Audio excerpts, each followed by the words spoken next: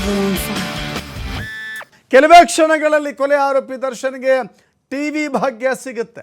ದರ್ಶನ್ ಬೇಡಿಕೆ ಈಡೇರಿಸಲಿಕ್ಕೆ ಜೈಲಾಧಿಕಾರಿಗಳು ಮುಂದಾಗ್ತಾ ಇದ್ದಾರೆ.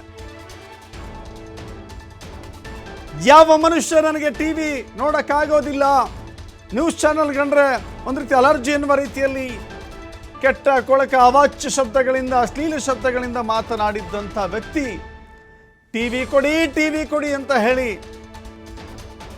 ಜೈಲಿನ ಅಧಿಕಾರಿಗಳ ಹಿಂದೆ ಬಿದ್ದಿದ್ದಾರೆ. ಹೊಸ ಟಿವಿ ಆಗಲ್ಲಪ್ಪ ಕೊಡೋಕ್ಕೆ, ಹಳೆ ಟಿವಿ ಕೊಡ್ತೀವಿ, ರಿಪೇರಿ ಮಾಡಿ ಕೊಡ್ತೀವಿ ಅಂತ ಹೇಳಿದ್ದಾರಂತೆ.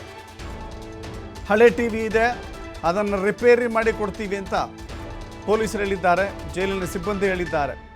ದರ್ಶನ್ ಇರುವಂಥ 15ನೇ ಸಲಿಗೆ ಟಿವಿಯ ಭಾಗ್ಯವನ್ನು ಕರುಣಿಸಲಿಕ್ಕೆ ತಯಾರಿ ಮಾಡಿಕೊಳ್ಳಲಾಗ್ತಾ ಇದೆ. ನಿನ್ನೆ ಟಿವಿ ಕೊಡಬೇಕು ಅಂತ ಹೇಳಿ ನಟ ದರ್ಶನ್ ಮನವಿ ಮಾಡಿದ್ರು. ನೋಡಿ, ಕಾಲಚಕ್ರ ದರ್ಶನ್ ಮಾತನಾಡಿದ್ದಂಥ ಮಾತುಗಳನ್ನು ನೆನಪು ಮಾಡಿಕೊಂಡ್ರೆ ಈಗ ಟಿವಿಯನ್ನು ನೋಡಬೇಕು, ನ್ಯೂಸ್ ಚಾನೆಲ್ಗಳನ್ನು ನೋಡಬೇಕು ನಮ್ಮ ಹಪಾಪಿ ಇದೆಯಲ್ಲ, ಅದೇ ನ್ಯೂಸ್ ಚಾನೆಲ್ಗಳ ಬಗ್ಗೆ ಏನೆಲ್ಲ ಮಾತನಾಡಿದ್ರು ದರ್ಶನ್ ಅನ್ನೋದನ್ನು ಈ ರಾಜ್ಯದ ಜನ ಮರ್ತಿಲ್ಲ, ಮರೆಯೋಕ್ಕೂ ಸಾಧ್ಯವಿಲ್ಲ. ಯಾಕೆಂದರೆ ಅಂಥ ಅಶ್ಲೀಲ ಕೆಟ್ಟ ಕೊಳಕ ಭಾಷೆಯನ್ನು ಪ್ರಯೋಗ ಮಾಡಿದರು. ಮಾಧ್ಯಮದ ವರದಿಗಾರರನ್ನು ಸೆಕ್ಯೂರಿಟಿ ಗಾರ್ಡ್ಗಳಿಗೆ ಹೋಲಿಕೆ ಮಾಡಿದರು. ಕೆಟ್ಟ ಕೊಳಕ ಭಾಷೆಯಲ್ಲಿ ಆ ಕನ್ವರ್ಜೇಷನ್ನ ಓಪನ್ ಮಾಡಿದ್ರೆ ಬೀಪ್ ಸೌಂಡ್ಗಳನ್ನೇ ಅತಿ ಹೆಚ್ಚಾಗಿ ಬಳಸಬೇಕಾಗಿತ್ತು. ಅಂಥ ಭಾಷೆ ಅದು.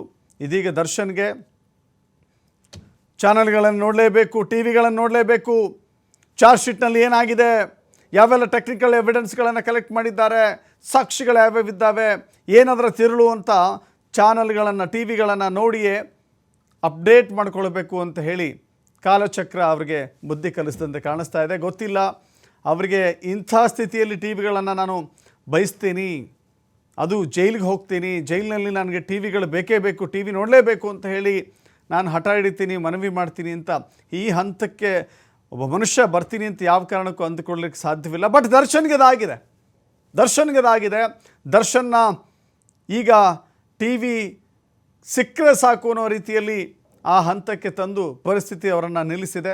ಈಗಲಾದರೂ ಕೂಡ ಮೇಲೆ ಇದ್ದಾಗ ನಾನು ಅಹಂಕಾರ ತೋರಿಸ್ತೀನಿ, ದುರಹಂಕಾರ ತೋರಿಸ್ತೀನಿ ಎಂದಾಗ ಆ ಕಾಲಚಕ್ರ ಕೆಳಗೆ ಬಂದಾಗ ಅಹಂಕಾರ ಎಲ್ಲವೂ ಕೂಡ ಮಣ್ಣಾಗತ್ತೆ. ಯಾರ ವಿರುದ್ಧ ಮಾತನಾಡ್ತಿದ್ನೋ ಅವರ ಕಾಲಿಡಿಯುವಂಥ ಪರಿಸ್ಥಿತಿ ಬರುತ್ತೆ. ಯಾರ ವಿರುದ್ಧ ಮಾತಾಡಿದ್ನೋ ಅವರಲ್ಲೇ ಹೋಗಿ ಮನವಿ ಮಾಡುವಂಥ ಪರಿಸ್ಥಿತಿ ಬರುತ್ತೆ. ಈಗ ದರ್ಶನ್ಗೂ ಕೂಡ ಅಂಥದ್ದೇ. ಆದರೆ ಎಲ್ಲೋ ಒಂದು ಕಡೆ ದರ್ಶನ್ ಟಿ ವಿ ನೋಡ್ತಾ ಇದ್ದಾರೆ ಅಂದರೆ ಅದೊಂದು ರಿವೆಂಜ್ ತೀರಿಸ್ಕೊಂಡಿರೋ ಥರ ಮಾತನಾಡುವಂಥ ಅವಶ್ಯಕತೆ ಇರೋದಿಲ್ಲ.